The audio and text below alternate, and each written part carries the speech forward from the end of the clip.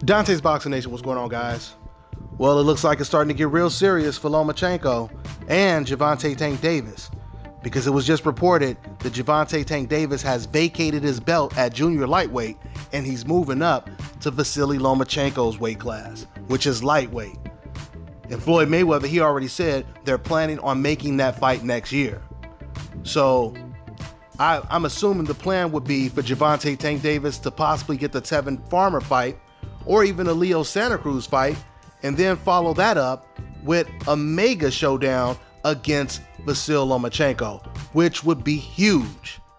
Now, and as much as I would love to see Gervonta versus Leo Santa Cruz first, I don't think Leo Santa Cruz is going to take a Gervonta Tank Davis fight, even though there's talks that he may actually pursue a fight against Gervonta.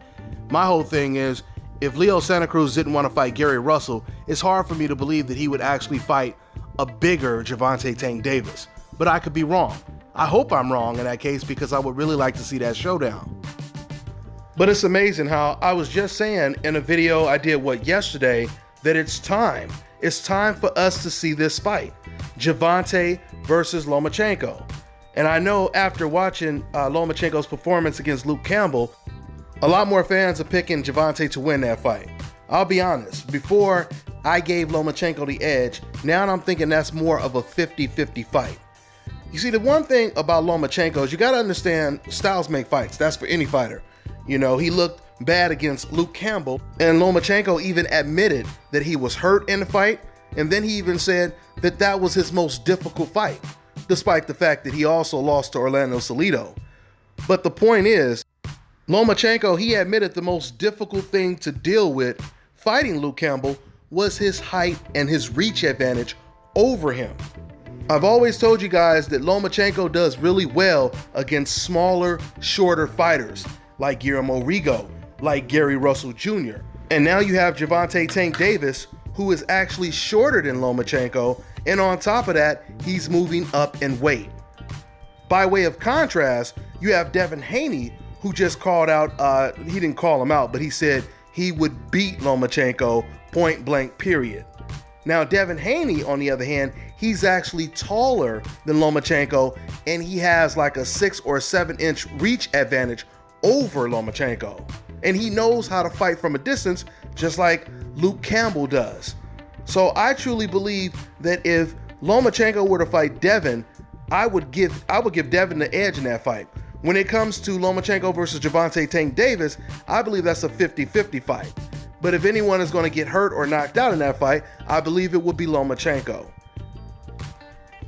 But it would be pretty interesting to see what type of advice Floyd Mayweather is going to give Gervonta on keys to victory. Because one thing Floyd Mayweather has always said, you box the banger and you bang the boxer. And I think in this case, Gervonta is going to have to bang the boxer. He's going to have to make Lomachenko uncomfortable. He cannot allow the fight to be a chess match throughout the entire fight. Now, of course, there's going to be times where it's going to be a chess match, but there has to be times where he makes Lomachenko feel uncomfortable, just like Orlando Salido made Lomachenko uncomfortable. So this is good news for everyone, including Lomachenko. He may be getting the fights that he actually wanted, which is against Gervonta Tank Davis next year. Let's see what happens. That's all I got for now, guys. I'm on to the next one.